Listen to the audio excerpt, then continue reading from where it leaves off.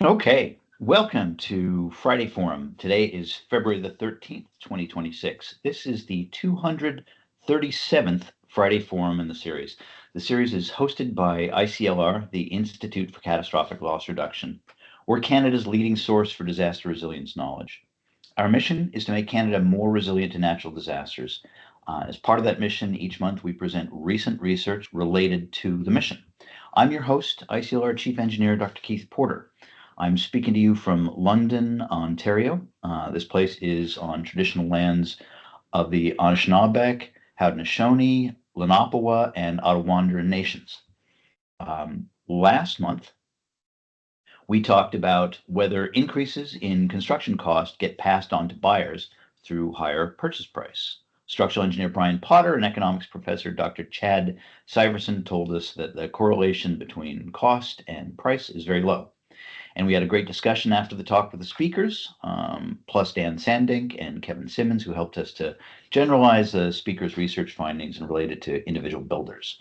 The post-presentation panel discussion was really great, so please check out the recording. In next month's Friday Forum, I'm going to present ICLR's new methodology to estimate Canada's societal loss history, based largely on Cat IQ's insurance loss history. I enjoyed last month's panel discussion so much that I want to bring you another one like it. So after my talk, one or two other developers of catastrophe loss histories are going to join me for a panel discussion. We're going to talk about the uses, future improvements, and maybe synergies between loss histories like those that are created in Canada and the United States. That's going to be on Friday, March 13th, 2026. Now, let me tell you about today's speakers and topic. Today, we're going to hear about measuring climate and seismic risk in British Columbia. Before we start, I want to frame the measurement problem. There's an old aphorism that what gets measured gets managed. People attribute it to Peter Drucker, but in reality, it seems to date from a 1956 management paper by a Cornell University Business School professor named V.F. Ridgway. He wasn't advocating for measuring things. Rather, he was warning about getting the measurement management paradigm wrong. Ridgway warned about reliance on single metrics or on the wrong metrics. He offered examples from industrial production, but let me substitute one from catastrophe loss reduction. We often measure catastrophe losses in monetary terms, which tends to distract us from the problems of poor people. And Ridgway warned against demanding improvements in metrics without providing the resources to bring about those improvements. In our world, we have measured the heck out of climate catastrophes for 50 or more years without really committing the resources to reduce those climate catastrophes. And the point is that it can be hard to get the measurement management paradigm right. Today, we're going to hear about how the British Columbia Ministry of Emergency Management and Climate Readiness grapples with the measurement management problem. We have Dominique Sigg and Yaron Finzi of BC Emergency Management and Climate Readiness. And we have Trilby Buck from GOBC, which is part of the BC Ministry of Water, Land, and Resource Stewardship. They're going to tell us about the province's disaster and climate risk and resilience assessment, DCRRA. This is a big effort to measure climate and seismic risk in the province. It aims to improve resilience planning and to better support regulated entities. Their assessment measures how 6 BC hazards affect 6 kinds of public values. The hazards are extreme heat, drought, wildfires, coastal flooding, riverine flood, and earthquakes, and they're also dealing with multi-hazard events. The values are effects on the built environment, the natural environment, health and well-being, the economy, governance, and culture and relationality. They're going to focus on the measurement part and perhaps reflect a bit on the management part. Now, before our speakers begin, here's our agenda. Our webinar is going to last 90 minutes. Our speakers will present for about half that time. Then I'm going to moderate Q&A for the rest of the time. Please feel free to chat questions into the Q&A box, not the chat box, but the Q&A box. I'm going to try to pose your questions in the order that they appear in the Q&A box. If we have a lot of questions, I may only pose your first question, then move on to others, then circle back to your additional questions. Our webinar is recorded, and ICLR is going to post our speaker's slide and a link to the video in the next day or so. And along with the video, there will be a link to a transcript and their deck and audio. Those will all be at www.iclr.org/workshop. So if you have colleagues who couldn't attend today, let them know. And with that, I will turn it over to our speakers. Great. Thank you so much, Keith, for that excellent introduction. I'm just going to start by sharing my screen. Okay, can you give me a thumbs up if you can see that okay? Yep, great. Thank you so much. Okay, so it's a pleasure to be with you here today. Thanks for the invitation. And I'm very excited to be presenting this project today with my colleagues here. This risk assessment was made publicly available in October last year. So my team is the Disaster Risk Assessment team in the Ministry of Emergency Management and Climate Readiness, and we have been leading this work in collaboration with the Climate Action Secretariat, which is in the Ministry of Energy and Climate Solutions. So I'd like to start by also acknowledging that I'm calling in from Lekwungen territory today in Victoria, British Columbia. I live close to the traditional fishing grounds of the Kasapsum and Songhees nations.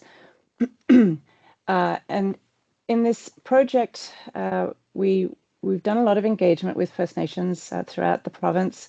And what we've heard from them is quite often one of the things that we hear is that everything is connected to the land. And so when you try to understand disasters and climate risks, you really need to start with an understanding of those connections to the lands.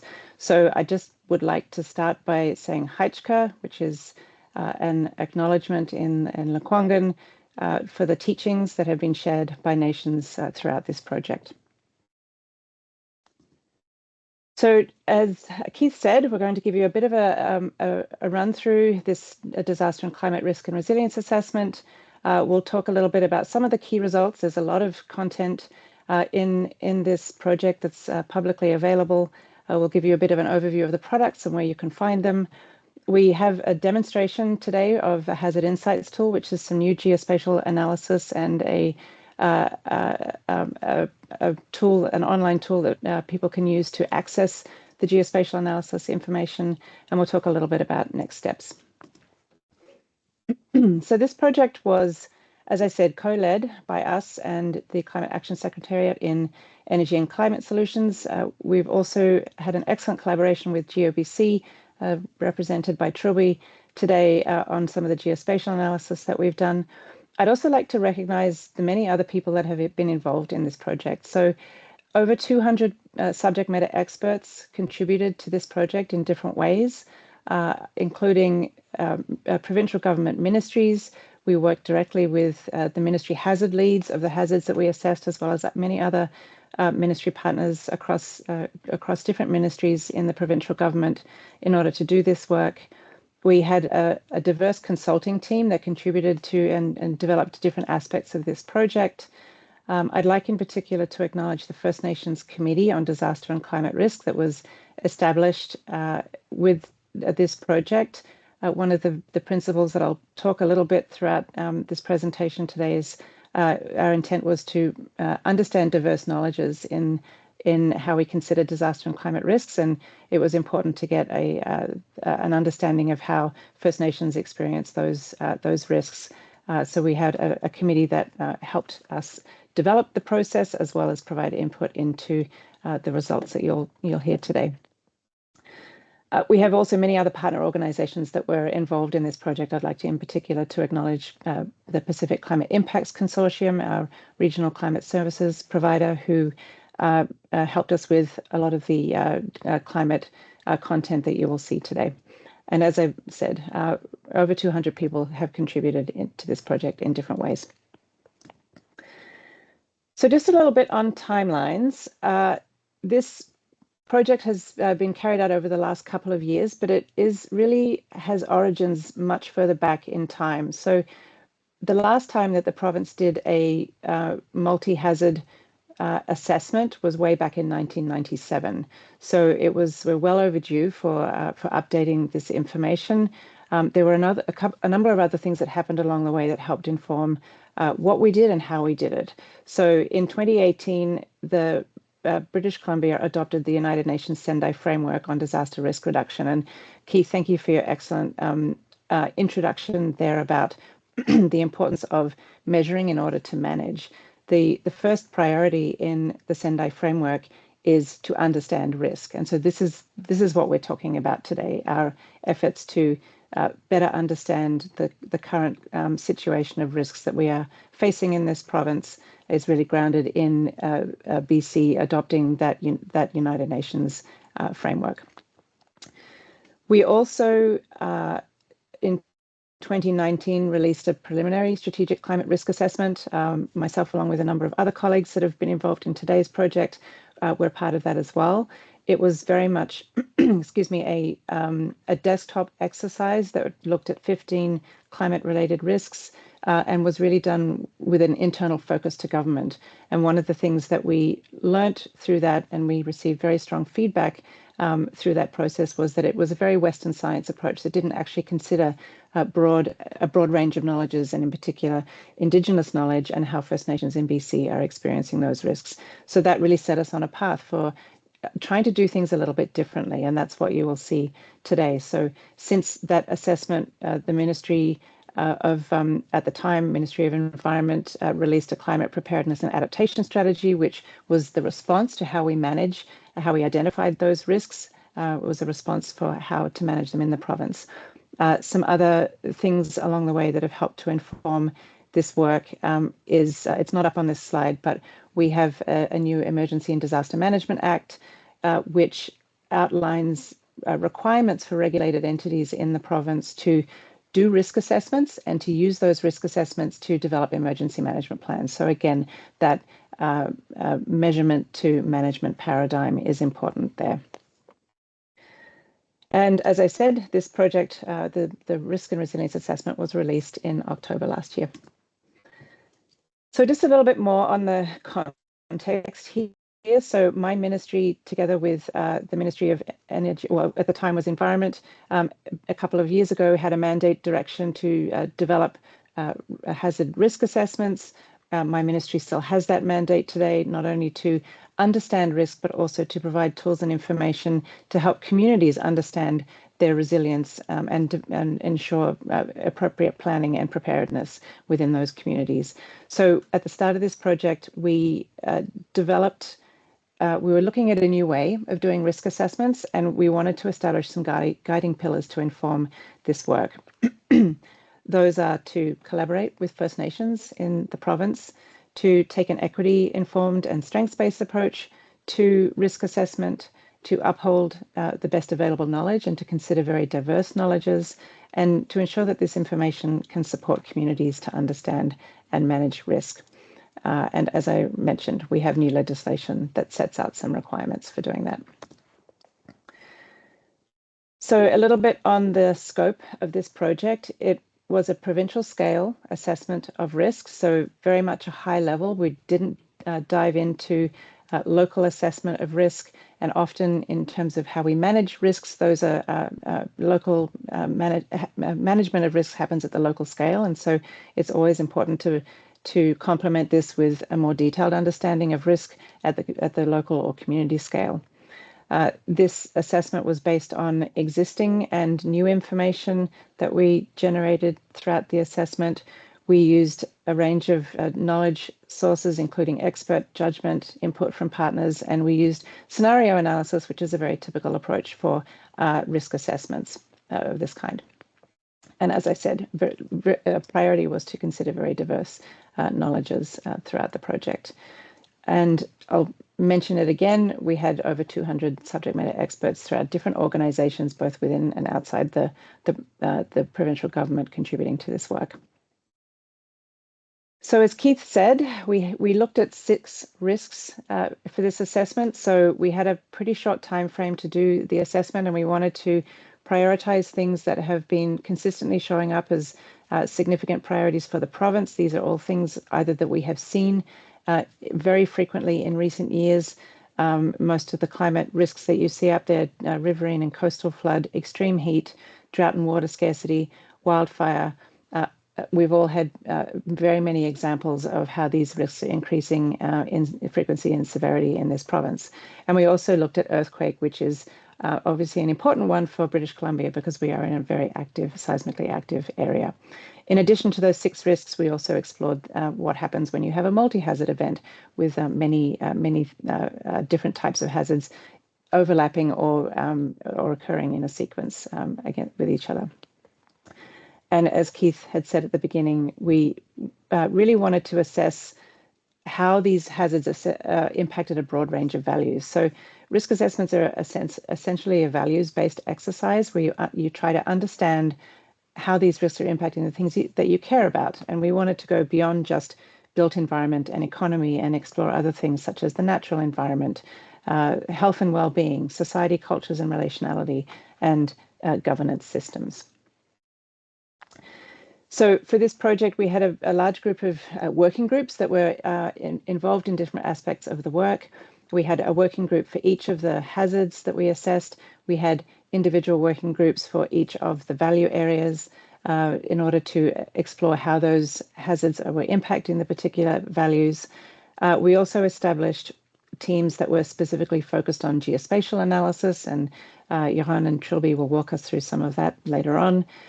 We had a climate advisory group and also a group providing advice and guidance on how to consider equity, diversity, and inclusion in this project.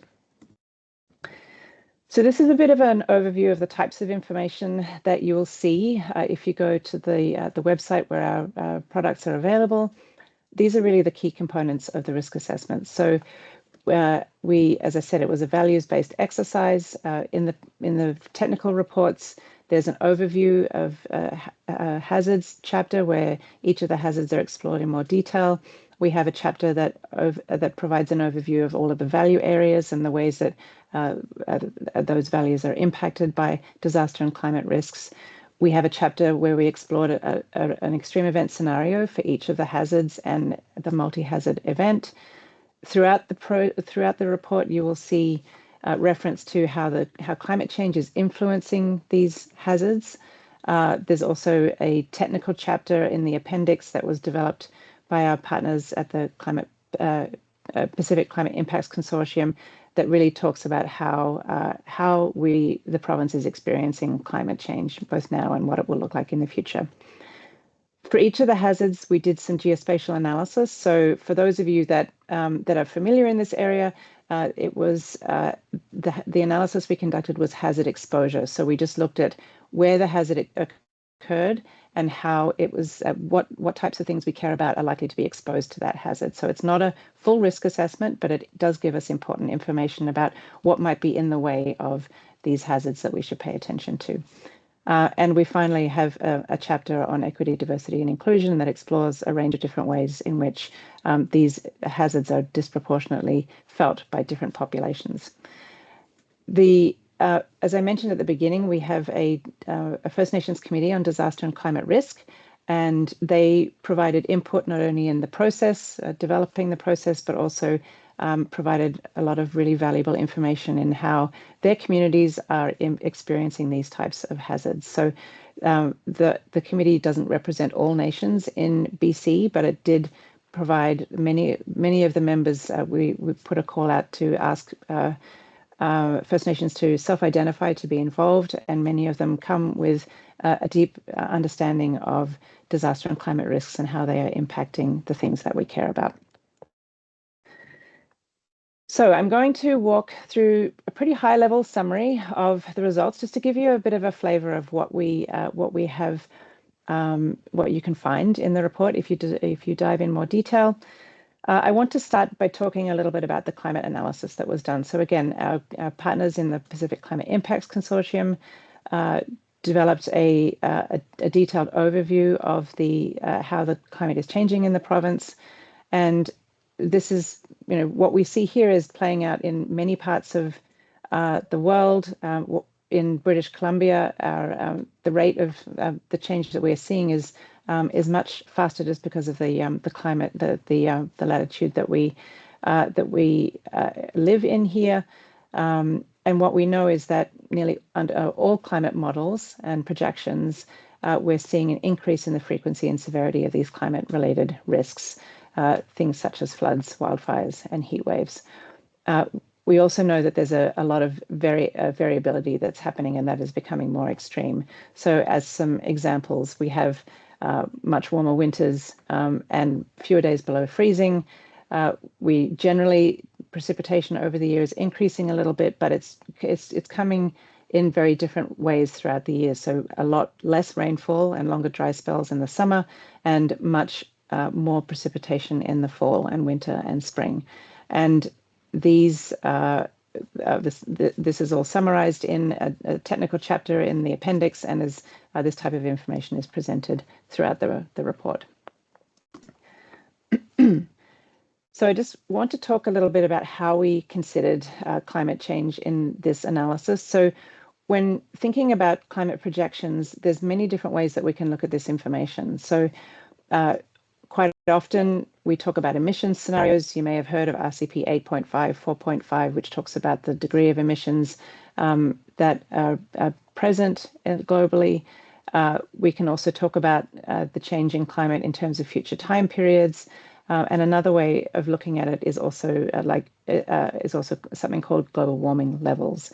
So in this project, we use global warming levels, which offers a really clear connection to the goals in the Paris Agreement, and it tends to frame uncertainty away from, how warm are we going to get based on what emissions scenario we might be on. That can often be, there can be some contention there, or there might be a lot of uncertainty.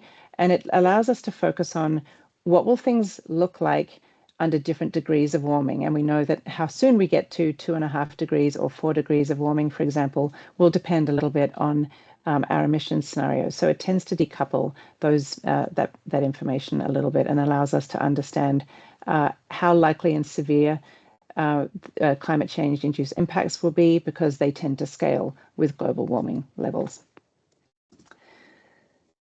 Again, I'll just touch on this very briefly, but in addition to global warming levels, we also considered a number of climate change variables, which help us to understand current and future impacts to climate change of climate change. These variables can also be hazard drivers. So what we know is that in some cases we've got a single variable drivers, such as changes in temperature is a driver of extreme heat. And in other cases, they might be multiple factors might be driving the hazards that we see, such as temperature and precipitation impacting how we experience drought and wildfire.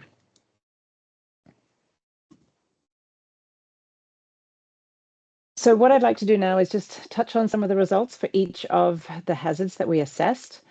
First of all, riverine flood.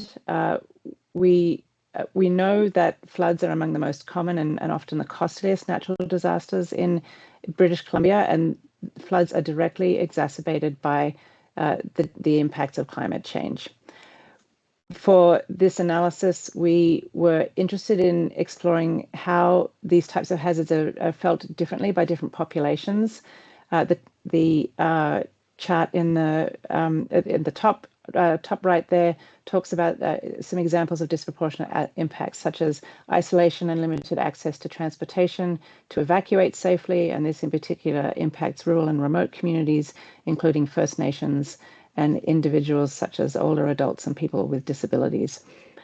For each hazard, we did the geospatial analysis of what could be exposed to that hazard, and you'll see the chart below talks about critical facilities. So we know from the hazard exposure analysis that for riverine flood, 2,700 critical facilities are in an area that could be exposed to that type of flood inundation.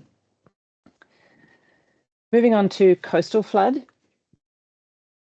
So starting with the graph on the right here, this shows the under 3 different emissions scenarios, the relative sea level rise for the mouth of the Fraser River, which is our major river system that we have coming through Vancouver.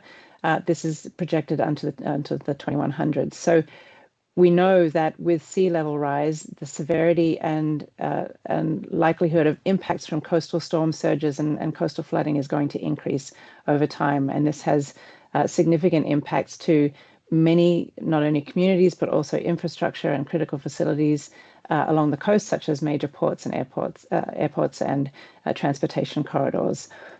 We also have heard through engagement with First Nations that we have a lot of First Nations communities in our coastal ecosystems, and they are some of the most vulnerable given the legacy of colonialism and the placement of reserves in more vulnerable places on the coast. So we expect these risks to increase with a changing climate. On to extreme heat. So we've seen many examples of this in the province in recent years. The extreme heat refers to the prolonged periods of unusually high daytime and nighttime temperatures. The 2021 heat dome is a really a significant example of this, and how these types of extreme heat events impact vulnerable populations the most, which includes elders and those living in poverty. For the hazard exposure analysis, we looked at how heat is experienced today and in the future, and the figure on the right shows that the likelihood of an extreme heat event impacting the province today is, likely to impact around 33% of the population, whereas by the 2050s.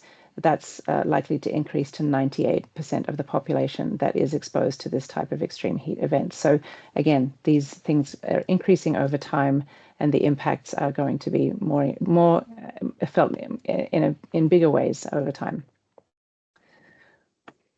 Moving on to drought and water scarcity. So in British Columbia, snowpack is the main driver of drought.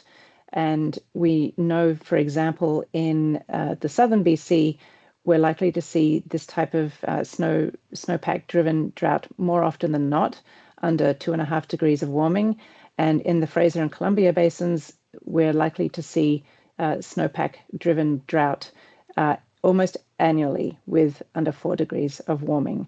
So climate change intensifies the extreme drought and water scarcity events that we've been seeing. And what we are starting to see in this province is year-on-year drought, which is not something that we have historically experienced.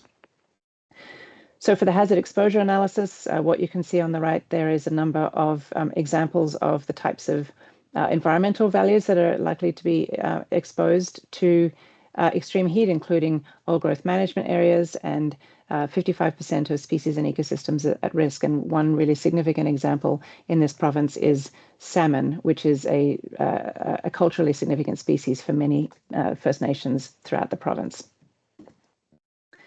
Moving on to wildfire.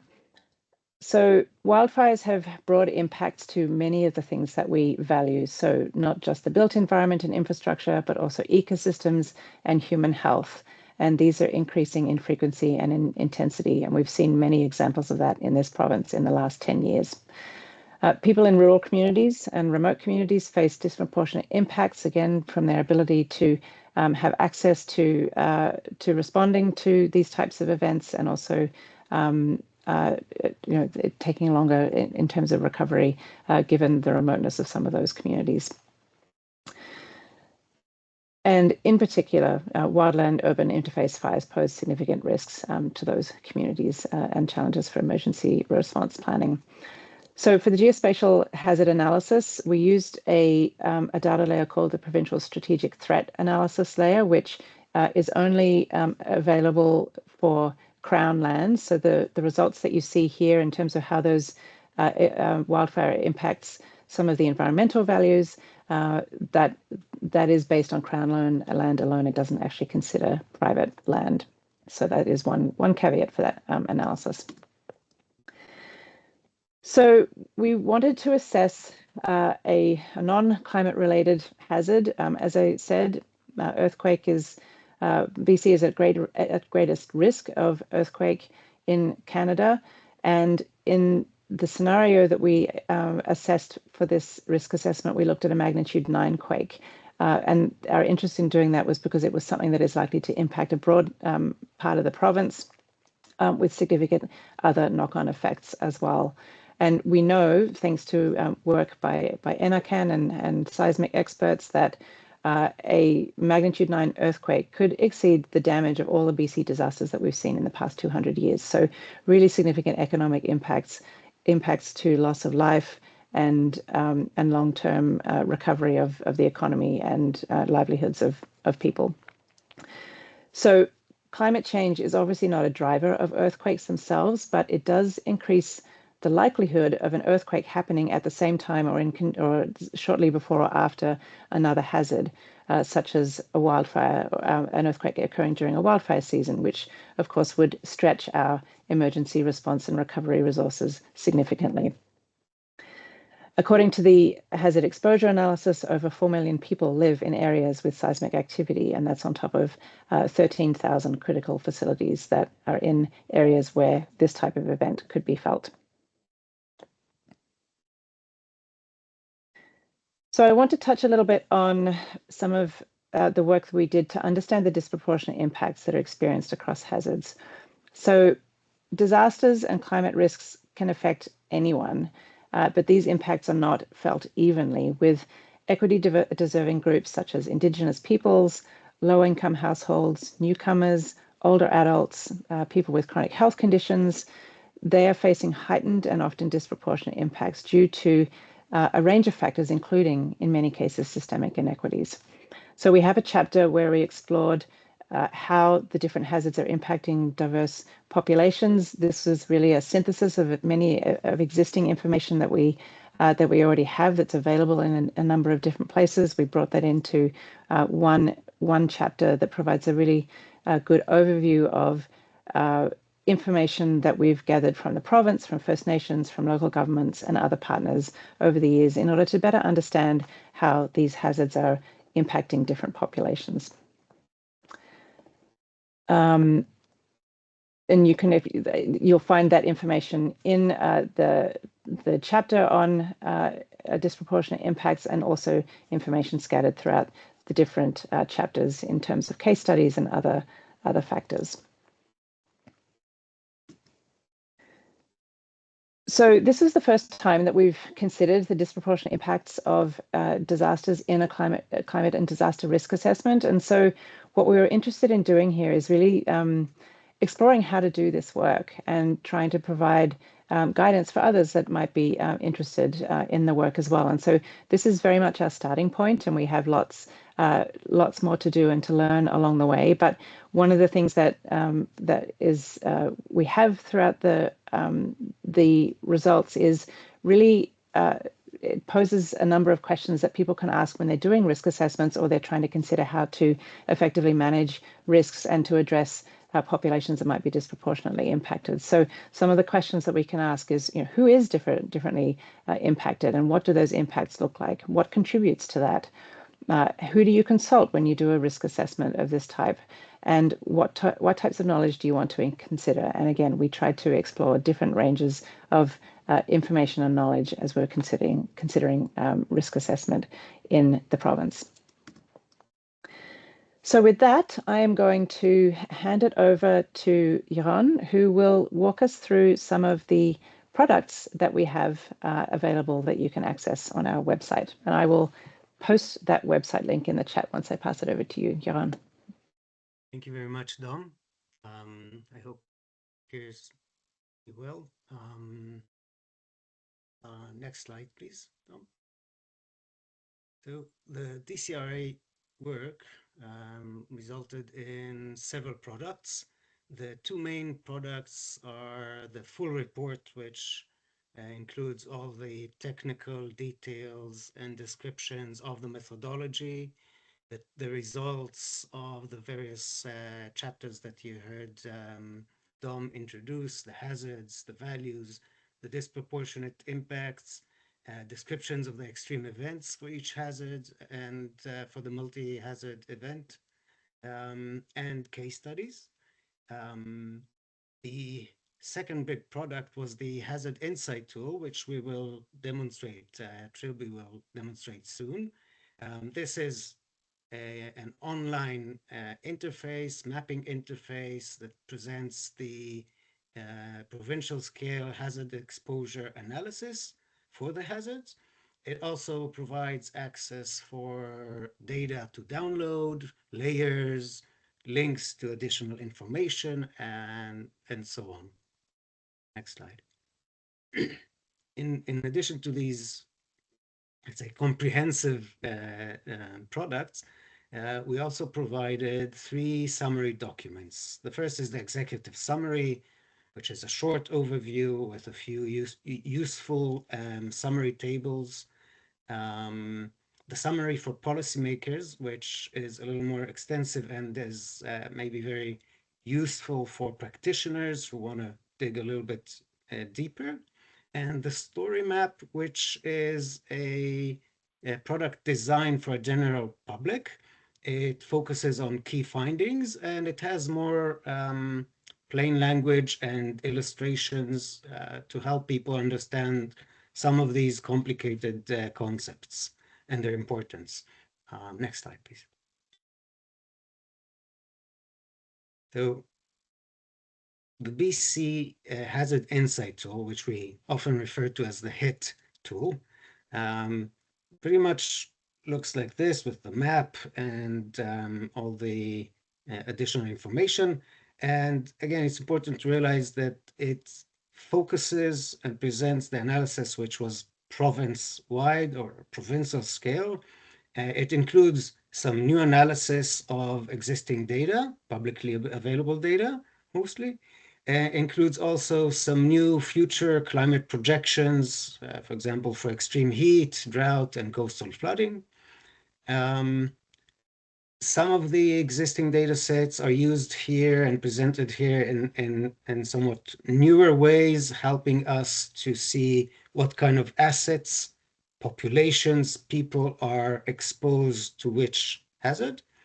Some of the tools on this and links on the Hazard Insight tool provide access and make available the data, the reports of all of these assets and hazards that we analyze.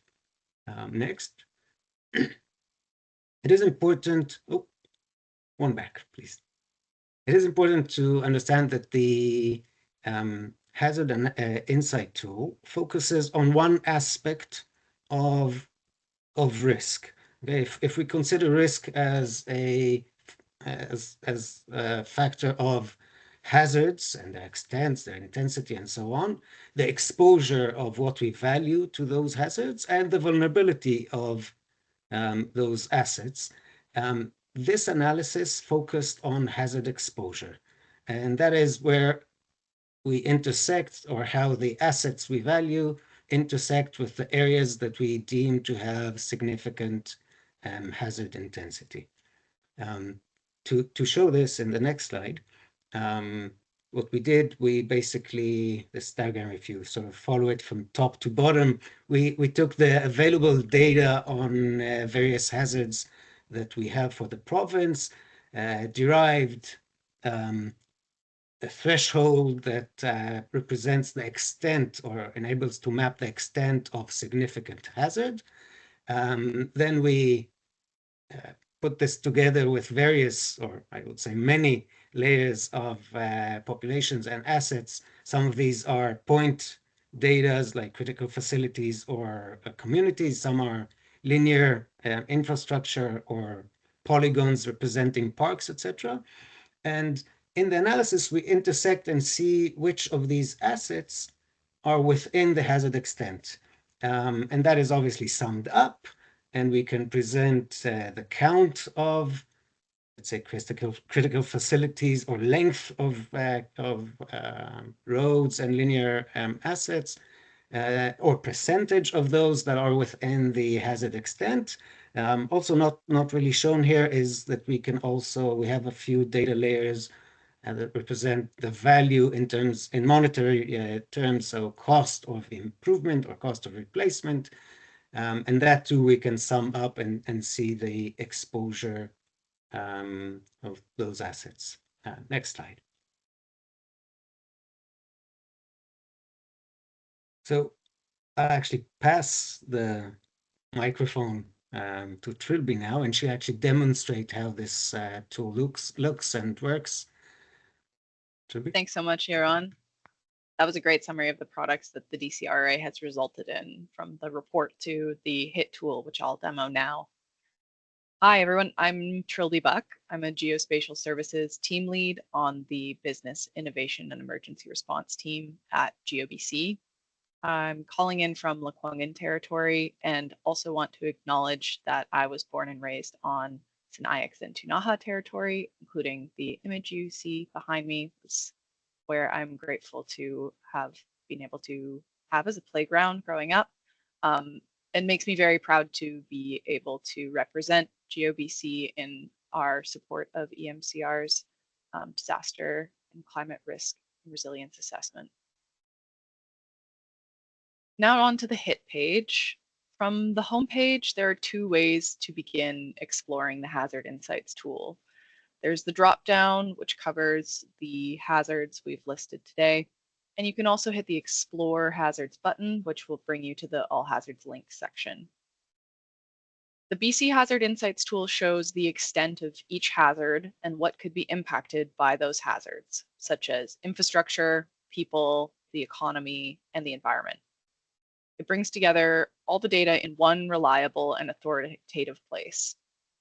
Let me use an example. Let's look at riverine flood.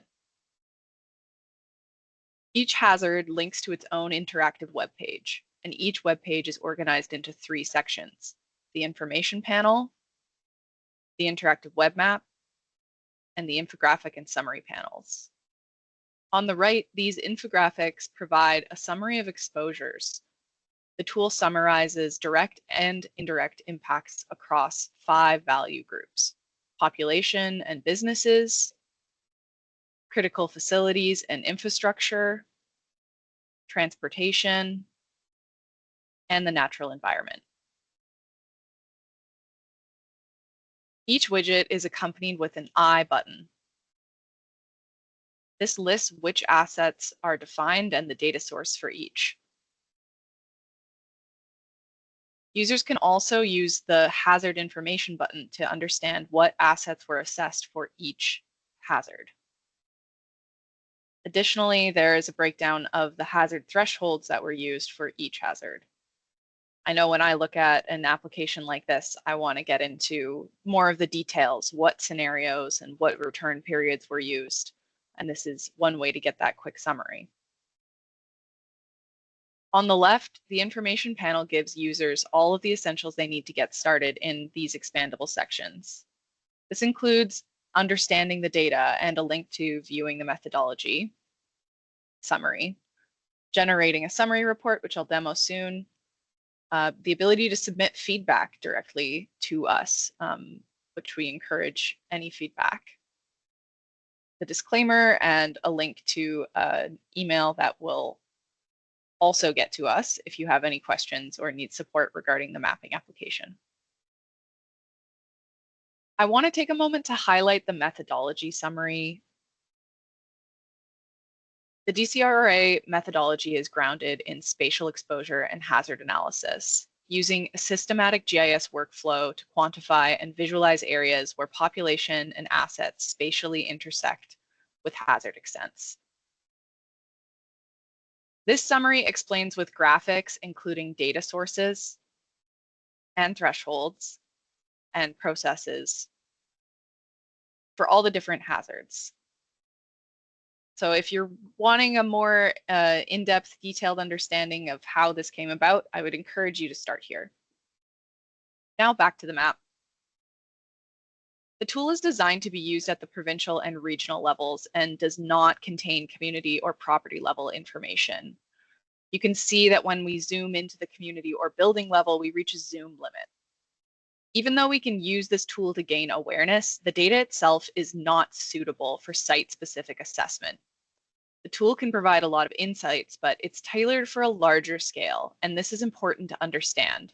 Zooming down into the property level is irrelevant, misleading, and inappropriate.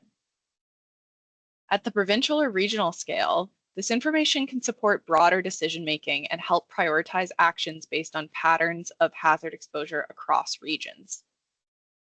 For example, when considering infrastructure assessments, users can analyze population exposure based on 2021 census data, social vulnerability scores, or overlay other hazards, such as coastal flood future, and others. There's also a variety of services and transportation layers that can be overlaid to gain insights, such as communication lines or water supply and sanitary and storm drain lines.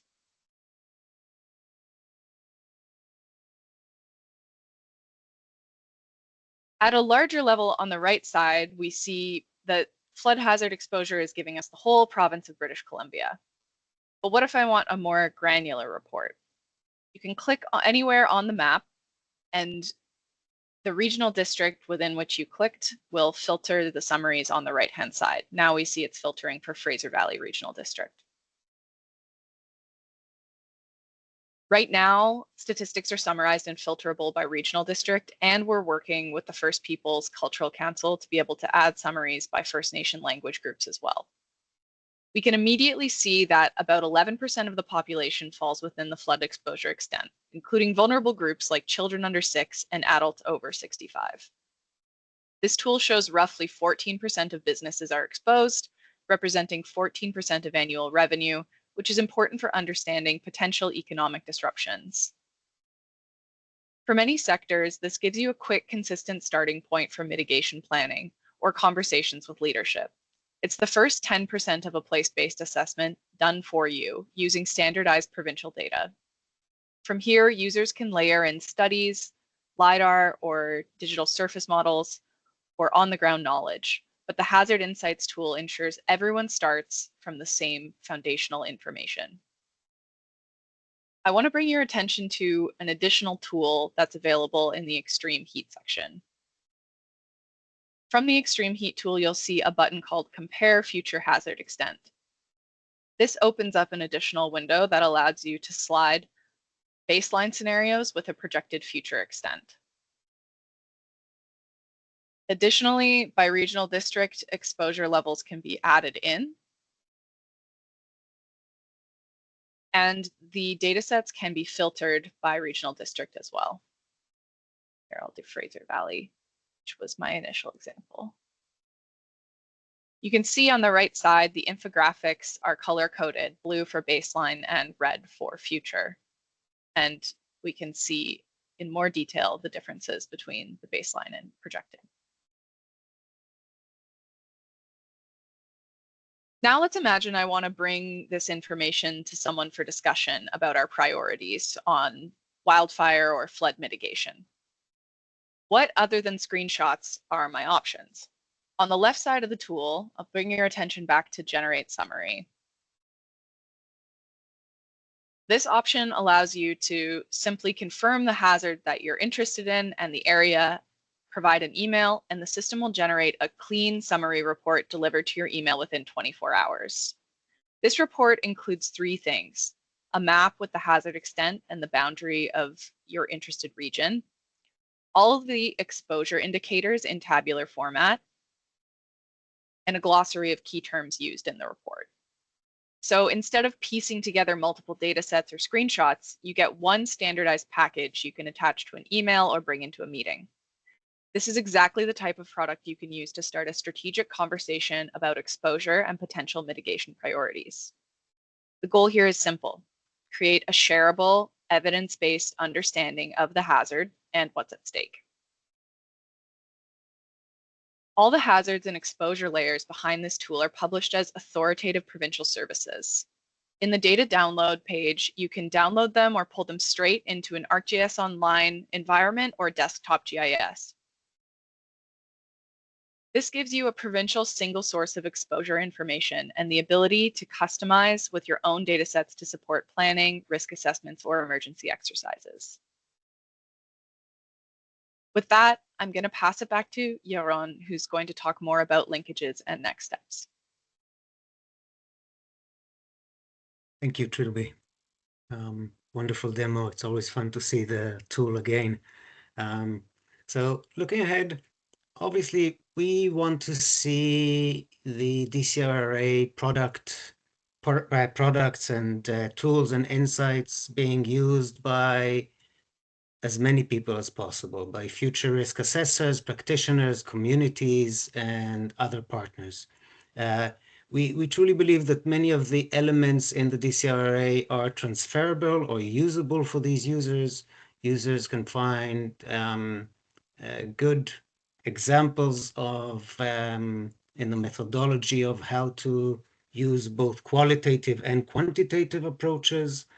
The context that we set in these in the DCRRA includes important definitions and guiding concepts for conducting such a risk assessment. It also includes First Nations definitions and understanding of the hazards and the values as defined by the First Nation Committee, which is another useful resource. And of course, the hazard insight tool and the various other climate and other insights and data that we provide in the DCRRA, we believe and we hope will be used in future assessments. Next slide. One other example of resource that the BC government is help provide access to is the BC Seismic Microzonation Mapping Portal. This portal presents very important information for assessing seismic risk on a local scale. It houses a lot of the recent work that was led by ICLR and Western University and the Metro Vancouver Microzonation Mapping Project. It also provides access to previous microzonation studies and links to the engineers and geoscientists of BC professional practice guidelines. This information, for whoever is not aware of the details of the microzonation mapping, it provides a lot of very important information about amplifications, local amplifications, liquefactions, potential triggering of earthquakes, of landslides by earthquakes. And while we currently mostly have the Metro Vancouver microzonation data, we hope eventually to have more data and to add it to this portal. Other next steps that the EMCR and BC government are hoping to get risk assessment progress on. Next slide, Tom. Thank you. We are helping lead ministry work on risk assessment on other hazards. Tsunami, volcano, landslides are a few that are on the horizon, but other hazards too. We are working currently on providing guidance and tools for completing future risk assessments. These fully describe assessment approaches, qualitative and quantitative, and they would help future assessors to uphold Indigenous and local knowledge and consider also the important intersectional disadvantages that certain populations may have.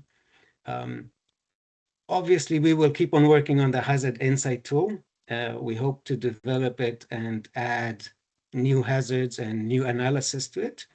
All of this information and tools will be available on the Climate Ready BC, which is a one-stop shop online site that exists now, and we will enhance it as we have new tools and new resources.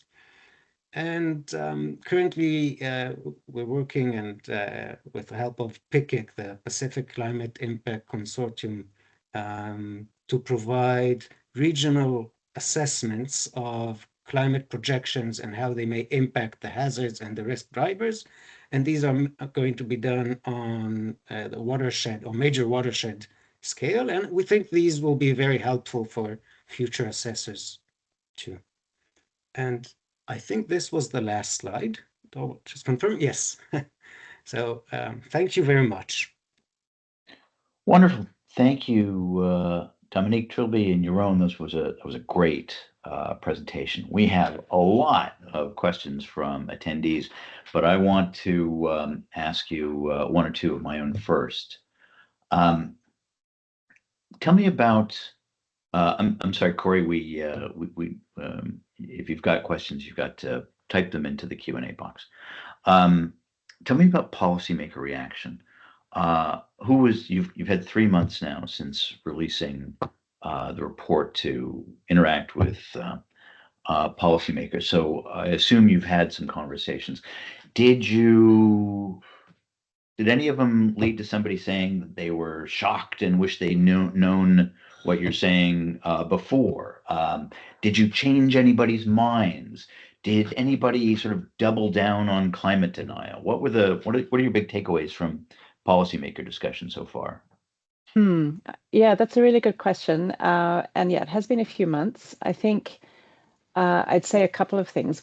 Generally, it's been very well received. We've had lots of good feedback. We've had an opportunity to present this in a few different forums, such as the Building Resilient Communities conference late last year, and we've done some online webinars and have been reaching out to other audiences. I think I've heard, a mix of things. I don't like. A lot of people have said, this is really important information, and it helps us to understand and determine how to manage these risks. I've also heard folks say, a lot of what is presented in here, it makes sense and we're seeing it, and it just verifies what we already know. And so I think that is really one of the important features of a risk assessment, especially when you're doing a multi-hazard assessment, is it's synthesizing our current knowledge and developing, in some cases, new information and putting it into one place for people to digest and refer to. And so I think, one way I can answer that question is really how it was received when we did the previous climate risk assessment in 2019, because we've had a lot longer to see how that was received and how it has impacted policy development. And for us, it was, being the first time we'd done a climate risk assessment in the province, it was a conversation starter with our decision makers to say, here's the nature of the problem and how are we going to address it. And that risk assessment helped to inform the climate preparedness and adaptation strategy, which outlined what the province was going to do to manage climate-related risks. And that was released a few years ago. So I think these types of resources help to build a business case for why we need more effective management of climate risks and disasters. Thanks. I'm going to go to some of the attendees' questions before I come back with more of my own. Abigail Jorgensen asks for an explanation. How you alluded to snowpack and drought. Abigail asks, what is snowpack? What does it look like in BC? And basically, how does snowpack relate to drought? Yeah, that's a great question. I'm not a hydrology expert, but I'll do my best to answer, and I invite Yaron and Trilby to add anything. So in this province, there's a couple of things. So a lot of our precipitation falls as snow in the wintertime, and that snowpack then, as it melts through the spring and the summer, provides water in our creeks and our rivers and our water systems. So there's a couple of things that happen with climate change. You tend to get more precipitation falling as rain in the winter, which means less snowpack. The other thing that happens is with much earlier, heat waves or warmer temperatures in the spring, that snowpack melts a lot faster. So you have less snowpack available for the important water needs you have throughout the drier months. And so that's what we are seeing, is drought being driven by less snowpack to start with, and that often melting and disappearing faster than we have seen in the past. So we get extremely low water levels in our creeks and rivers, for example. So again, I'm not an expert here, but I invite Johan or Chobi if you have anything you'd like to add.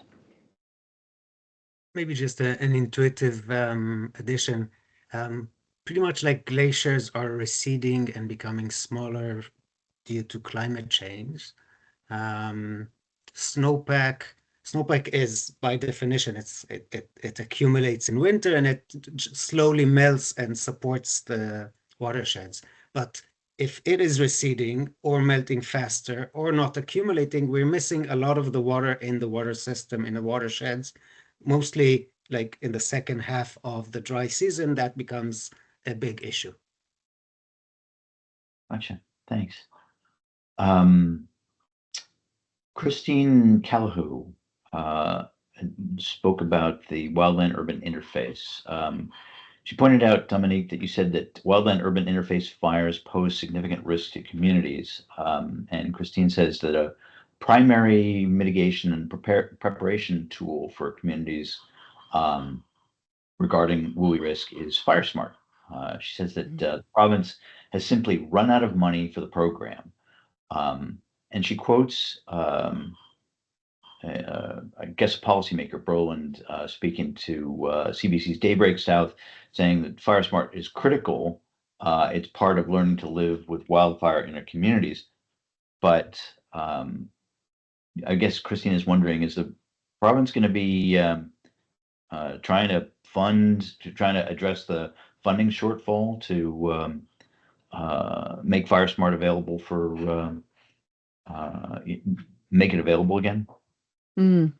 Yeah, that's a good question. I don't know the specifics of that one. I would have to take that back to our BC Wildfire Service, but you're right. We had, this was one of the programs announced in the Climate Preparedness and Adaptation Strategy. It was 3-year funding to continue that FireSmart program. I'm not sure what the next steps look like for that. There are a number of things that the province has done around wildfire management in the last number of years, including having a year-round activation for wildfire service teams. But I would be happy to take that back to our colleagues in BC Wildfire Service and see if I can get an answer for you. Thanks. Let's see. I had another question. A lot of our attendees are insurers. ICLR is an insurer-supported organization. We're not a lobby group or anything, but a lot of people on the call today come from the insurance world. Can you tell me about any interaction you've had with insurers among those hundreds of people that you dealt with? So I just want to make sure I understand the reaction that we've had from insurers. Well, I mean, you said you've interacted with a couple of hundred people in preparing the DCRRA. Were any of them insurance executives? Was any of the DCRRA formulated with insurer concerns in mind? Yeah, great question. And I do see some familiar faces on the call today. And we've had some good follow-up conversations. I met a number of folks from the insurance industry at the Building Resilient Communities conference last year, for example, and had some really good feedback from them in terms of the importance of this information. We also know that insurance companies, you have a lot of your own information as well, and these are things that you're also looking at, and so again, I think this contributes to a body of understanding of disaster and climate risks, and would welcome feedback and other discussions with insurance, the insurance industry, on how they see and are managing these types of risks as well. Okay, thanks. Let's see. Eramos Ebwoma says, great presentation, Dominique. I'm wondering if there was a framework or a set of criteria used to determine which groups of people were impacted differently from the overall BC population when exposed to the same hazards. Basically, how to population and their effects on different segments of the population. Yeah, I'll maybe start that one. generally, and then pass it over to Jeroen about some of the geospatial analysis, because I think there's a couple of different things there. So we worked very closely with this Social Planning and Research Council BC, Spark BC, who really have done a lot of deep work in looking at how different populations are affected by these types of disaster and climate risks. We have an agreement with them as well, where they're doing some research into this space, and so they really help to guide our thinking around how to consider the disproportionate impacts. They were a member of our equity advisory group, and generally in the research we did of like what's the available literature out there, we explored this in a number of different ways. So there wasn't necessarily a framework or like a set of criteria, but we were building that based on other work that had already been done. We have some studies that the province conducted over the last number of years, looking at how, for example, some extreme events in BC have impacted different populations, and we also drew a lot of that guidance from the work of Spark BC and others. So, but then we also, for the Hazard Insights tool and the geospatial analysis, we had some specific data sets that we used to address that as well. So I might pass it over to Jeroen to speak to that. Sure, thank you, Dom. Maybe even before the data set and the Hazard Insight tool, I'll just remind or tell our listeners that the report includes also several case studies, and some of those case studies are actually focused on the impacts and the work to understand the impacts on disproportionately impacted populations. So that's another place to look, and specifically one of the case studies was focused on gender diverse population in small coastal towns. So there's a lot of information in the DCRRA about this topic, even if the answers are not simple. We don't have a very simple, straightforward criteria. But in the Hazard Insight tool, we tried to, for the assets that were assessed that the hazard extent is relevant for, we tried to provide as much information as we can about the demographics and socioeconomic characteristics of who's exposed. So when you look at the Hazard Insight tool, let's say you zoom into a regional district, you can see information about what is the percentage of the people without education or without no knowledge of English or French, how many are immigrants or immigrated, in the last 5 years, how many have moved to BC or to this location in the last year, all sorts of, oh yeah, thank you, Trilby, for sharing, or Dom, I'm not sure who's sharing, but That's Trilby. Okay. And this includes, most of this data comes from NRCan's physical and social fabric data set, and includes also the social vulnerability index, which is one indicator of vulnerability of population, one indicator of social vulnerability. To keep it realistic, or to realize that this is a very complex issue, there are probably more than 100 indicators in this data set. So we don't present them all, but it's the tip of an iceberg, or it's the let's say first milestone in exploring these vulnerabilities in these populations. You're basically working with the available tools, with the available demographic data of different demographic groups, right? Yes, and we do realize there's more work we can do. There are ways to synthesize the richness of that information, but for now we've selected what seem to be the most relevant indicators for presenting in this tool at this scale and with the available information. So it's a good start. I mean, we're proud of it. There's a lot of more work to be done, definitely. This is a complicated topic. Yeah, absolutely. And on that point, let me follow up on something you mentioned about collaboration, interaction with Indigenous communities. Tell me about tell me more about that.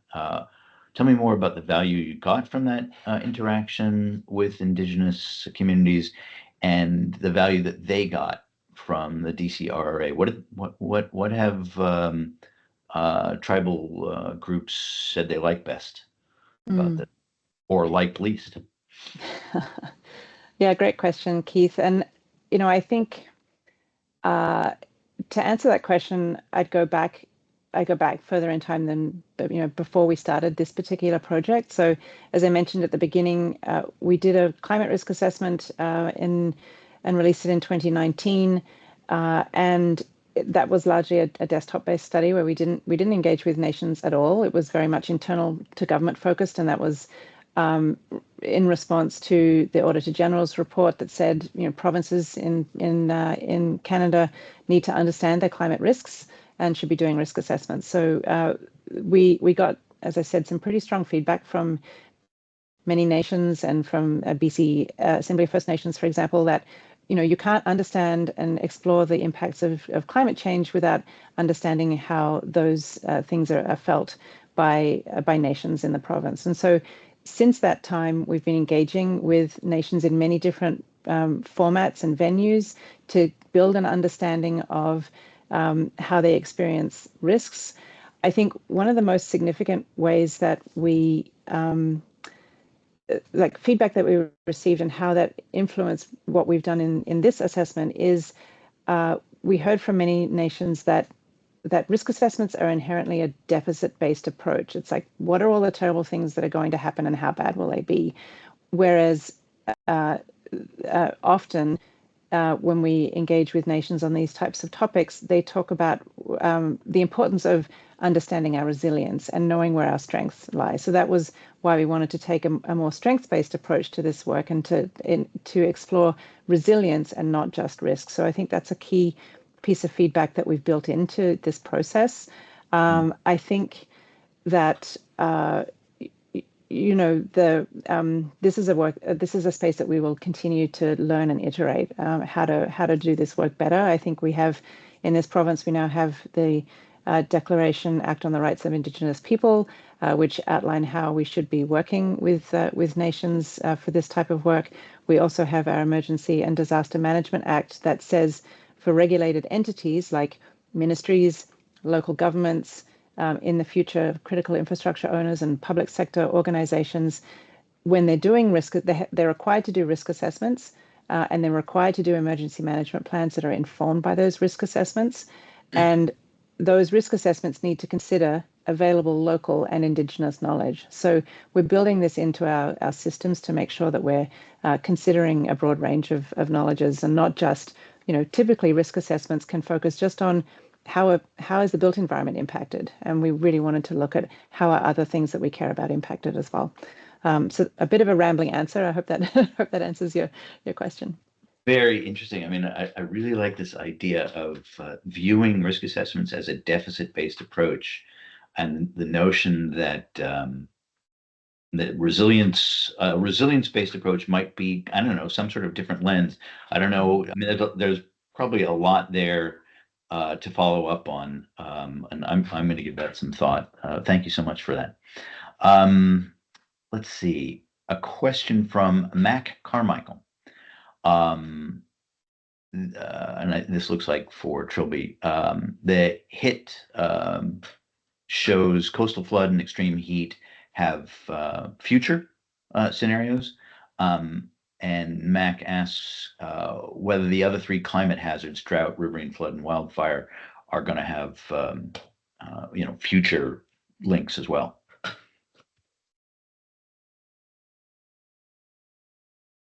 Yaron, do you want to start? Defer to Yaron on this one, I believe.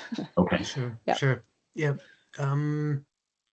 First of all, obviously, if we have the data, if we have certainty, if it's possible, we would want to have it, definitely. not everything is, not all of the future projections are feasible at the moment at this level. For wildfire, we can, for example, some of the work we did was based on wildfire weather conditions. And these are impacted by various aspects of the weather. Not all of them are, let's say, easily projected to the future. So it's complicated. We would want to do that if that is robust and reliable. Other hazards like riverine flood, we know how to project some of the main risk drivers. Riverine flood is impacted by so many local, let's say, factors, including man-made structures, man-made land use, and others that make the future projections, let's say, more challenging. Sometimes we have to think twice how reliable they would be. So there's a lot of work that we hope to do.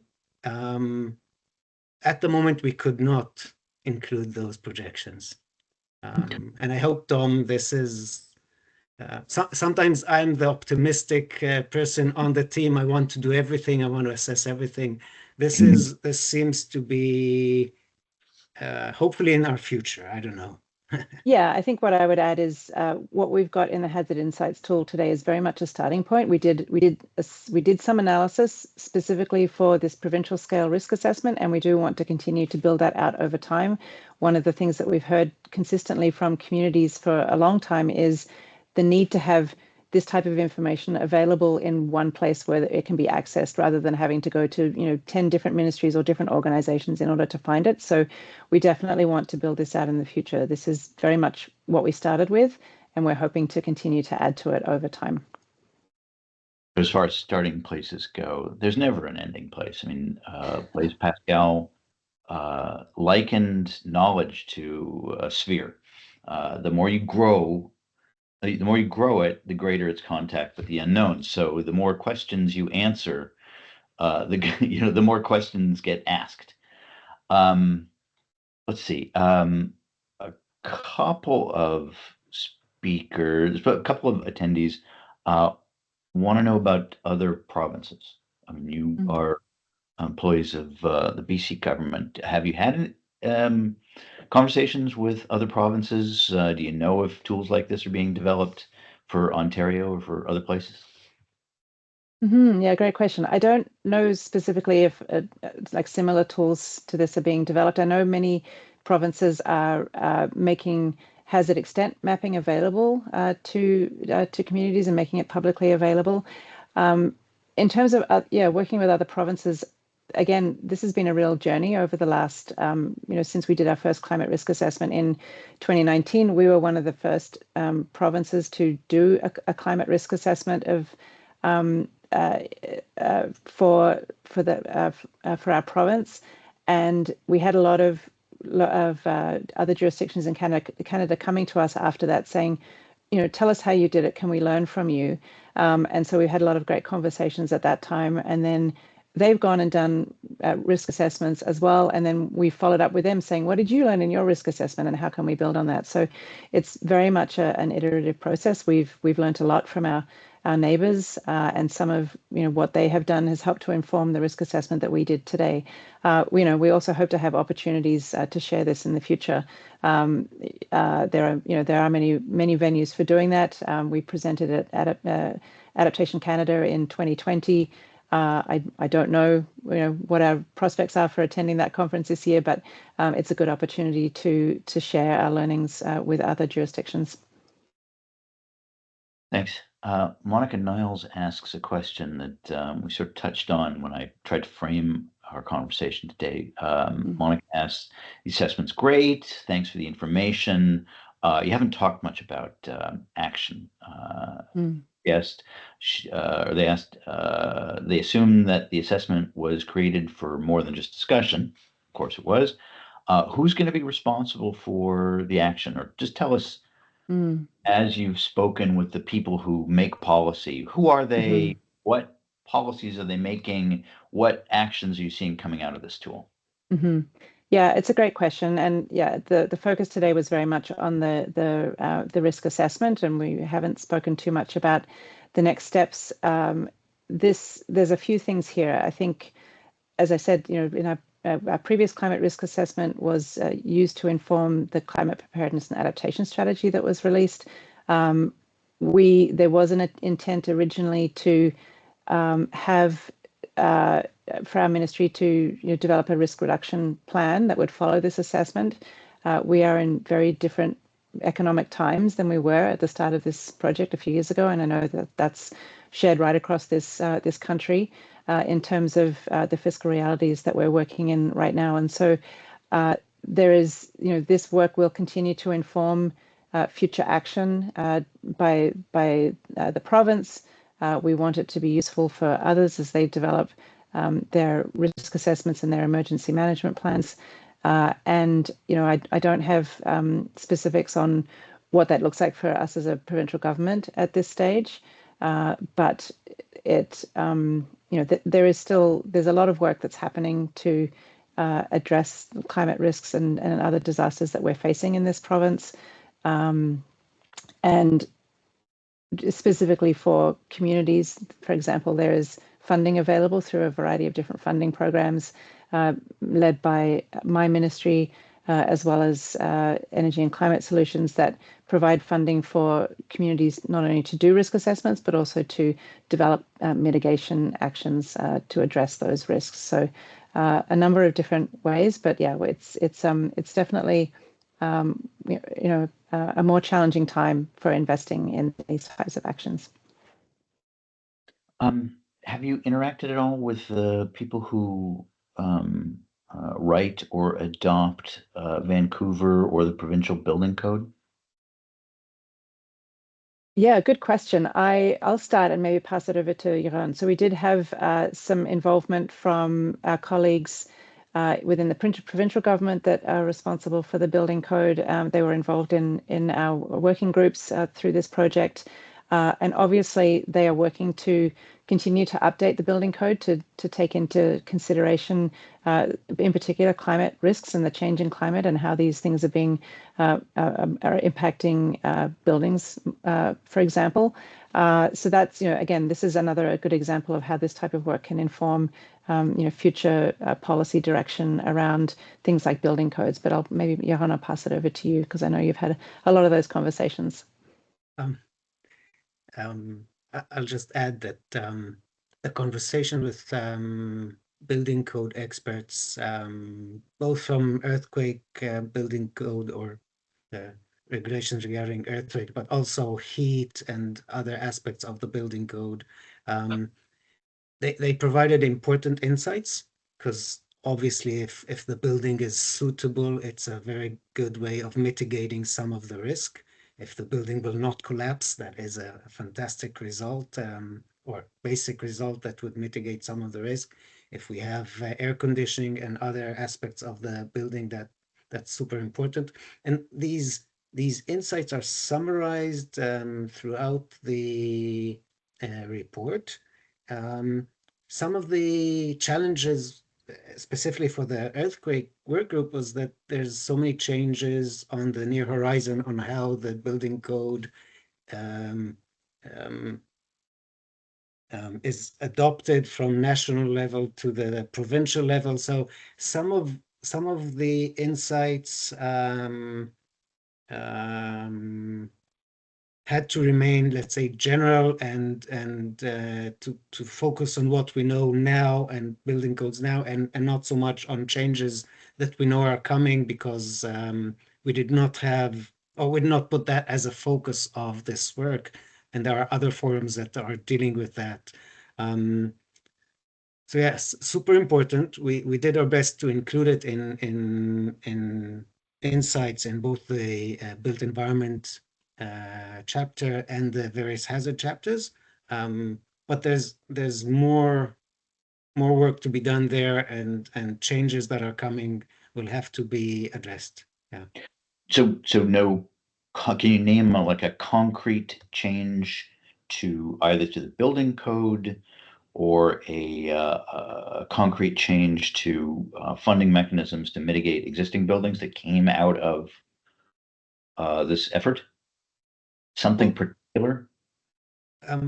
Dom can maybe provide details, but the risk assessment put an emphasis on identifying how or the importance of the building code and how the risks are driven by maybe insufficient regulation or whatever that are related to the building code. But we did not try to provide recommendations for building code, like specifics. So maybe you have a Yeah, I wider mean, maybe perspective. a couple of things to add there. I mean, this assessment has just been out for a few months, and obviously, translating things into policy direction can take some more time. Our provincial building codes are also, built on what first comes from federal building codes. So there is a process there, and we know that there is work underway to update these codes, and that's been in progress for some time. Again, I'm not the expert, and I'd be happy to take that back to our colleagues in the relevant ministry. But it's they're always being updated, and it's an iterative process, right? So we get changes at the federal level, and then that gets adapted into changes at a provincial level. A user asks about, or an attendee asks about plans to keep updating the tool. Do you have any kind of long-term funding commitment that where you know how long you're going to be able to keep improving the tool? Mm-hmm. Yeah, that's a great question. And yes, that is a priority for us. This is, I think as we've said a few times, what's present in the Hazard Insights tool right now is a starting point, and we do want to continue to build that out. We've got an existing collaboration with GOBC to do that over the next number of years.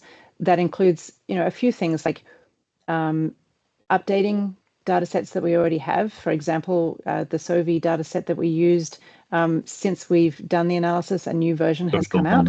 The index yeah, tool? The social vulnerability index. Yes, thank you for reminding me not to use my acronym jargon. So we would like to update that. Obviously, we are exploring looking at additional hazards and adding those to the tool over time. So that's work that will continue for the next few years, I would see. Wonderful. All right, we are getting low on time. Do you have any final big picture takeaways? If people were to take like one thing away from this talk, each of you, 30 seconds, 60 seconds, what should that be? That's a great question. I can start. I mean, I think what I would say is, this is, as I said to answer an earlier question, like risk assessments are conversation starters, right? They provide information that help us to understand risk and figure out ways to mitigate those risks. And so what we want to see is that conversation to continue and to hear from others about how this information can be used, how we mitigate those risks. We're doing that ourselves within our own ministry and within other ministries to not only understand risk, but then to use that information to figure out what are the priorities for reducing that risk. And I'd love to hear from folks about how they're exploring that. Going back to your original question, comment, Keith, about that measurement to management paradigm. Maybe I'll pass it over to Joran. I will take it at a very high level. One of the wonderful things we got from the First Nations discussions is the view of the world, the physical world, as a living being, as a relative. What we call a hazard is a natural phenomena, which is a sibling or a relative or a spirit. That's that's an important perspective. I want to bring in something from, let's say, modern cultural, let's say, anxiety or concerns. We need to learn to coexist. Okay, we need to learn to coexist between ourselves, different people, and we need to learn to coexist with these phenomena, the nature, the ecosystems, everything that is relying on this world to keep on going and functioning. And as long as we can't, talk to the earthquake, we better study it ourselves and gain all the information we can to have a clear understanding of the risks, or we cannot, intelligibly plan our, sustained coexistence with these phenomena. So a very high level, but the key is information, understanding, and realizing that they are here to stay. These phenomena, that these hazards are part of our lives forever. We should learn to coexist with them. Thanks. Toby? Yeah, I mean, hard to top what's been said, but yeah, I would say that, technology is pretty advanced at this point. There's a lot that technology can get us to, but it's only as valuable as what we put into it is what we get out of it. It's not going to be a magic bullet that solves all of these questions. These discussions that we're having today are what needs to guide that technology towards a meaningful solution. And it's a representation of where we're at right now. We've been pretty careful to differentiate between hazard exposure and risk, because risk and resilience offers an opportunity to change things for the future. And I would just add in my own reflections around, climate change and hope. There's going to be a lot of changes, and maybe that makes me feel a bit unhopeful. And I think it's important to show up every day and try, in spite of that. Maybe not because there's a hope to go back to, this mountain that I grew up on, but because it's the right thing to do. Awesome. Thank you. Thanks, Dominique, Yaron, Trilby, for a great presentation. And to everybody else, thank you for attending. Remember, you're going to find video, audio, text transcript, and the speaker's deck by Monday at www.iclr.org/workshops. And please remember to join me and some colleagues next month on Friday, March 13th, when I'm going to tell you about ICLR's new societal loss history for Canada. And we'll have a discussion about that. So I hope everybody has a great weekend, and I hope to see you all next month. Bye. Thanks, everyone. Thank you.